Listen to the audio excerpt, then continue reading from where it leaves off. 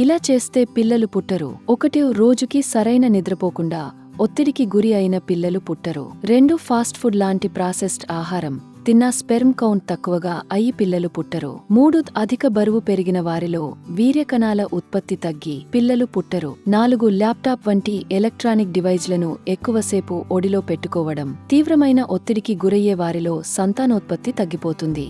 5 smoking, alcohol అలవాటు testosterone స్థాయిని తగ్గించి పిల్లల్ని పుట్టించకుండా చేస్తుంది. 6 సరైన సమయములో కలవకపోయిన పిల్లలు పుట్టరు.